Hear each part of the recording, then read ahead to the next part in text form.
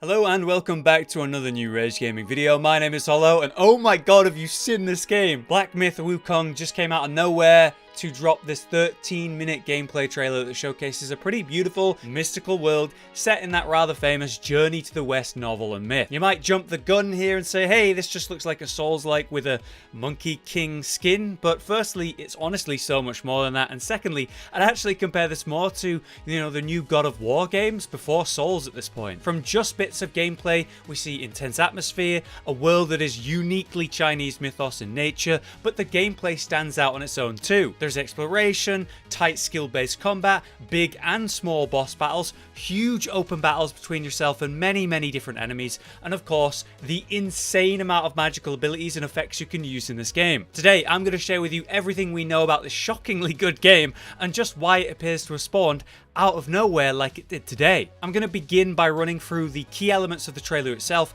and talk about the different aspects it was able to showcase in it. Then after, we'll break down the information we know outside of this trailer without you having to go read the website, which is all in Chinese, by the way. The trailer starts with these beautiful shots of the world to establish the atmosphere and the setting, and there's a narration describing the journey to the west as well. I'm going to focus on the gameplay here, so let's just jump into that. Here we are, in the gameplay.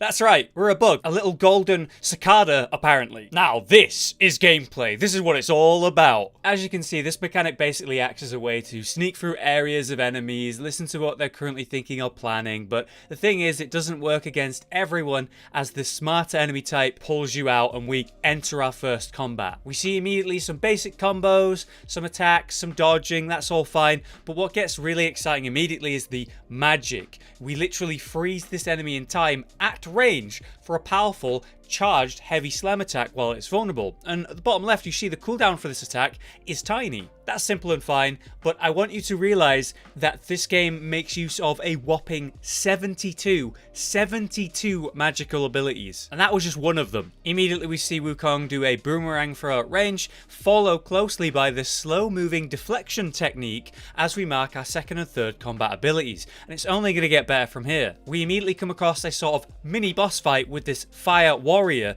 and as we fight him, we're looking to permanently unlock a new technique once we defeat him. In the fight, Wukong makes use of a powerful shield to block or perhaps even parry the incoming blow. This mini boss fight seems pretty intense because the guy does a lot of damage and is pretty agile, but after we do defeat him, we do collect his weapon, and with that, his powers to add to our own. If we stop and look at the UI for a second, we can see that we just unlocked a second transform ability on the bottom right next to the stances that we seem to be able to swap between at will. On the bottom left, we have the health bar, the magic bar, and the stamina bars. Just above that are the 4 abilities currently equipped that we're able to swap between and use depending on what we currently want. And what's so interesting about this is the tiny cooldowns, because you can use them all the time. As we progress on though through this next stealth section, we see some very strange enemies like this hulking massive dude seemingly looking out for us. And after some dialogue, we move forward into our first multiple enemies at once battle. Now this could be a difficult fight. As you can see,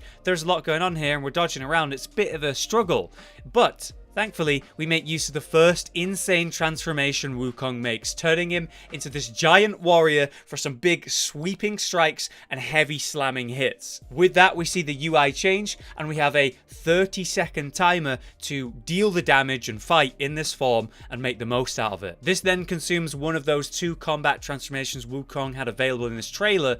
Not sure how these work in terms of cooldown though. But as we move forward, we finally do see a real boss fight with a giant Wolverine type that looks pretty gorgeous. There's all this fur sway, the feral nature of its attacks. It's all spot on for this enemy type, and the boss fight that ensues looks really fun. I definitely recommend you watch the full trailer yourself for the real vibe and what this fight actually goes like second to second. Watch for every detail. But right now, I just want to mention the main abilities that we see here. There's lots of dodging around the boss to avoid attacks, which is great, but I actually saw Wukong jump in the air and then zip or glide sideways for an aerial dodge, which looks really cool. This is closely followed by that parry block shield. Again, it doesn't seem to stagger the opponent, so I'm pretty sure this is just a powerful block. The freeze time effect is also back in play immediately, taking effect even while the boss is just hanging in the air, which looks incredible. Despite all the cool magic and that, you can actually see that Wukong is quite low health. This fight isn't going particularly well, which at this point we see Wukong at the bottom right swap stance to change the nature of his attacks and combos possible, and we have to wonder wonder how many stances exist in this game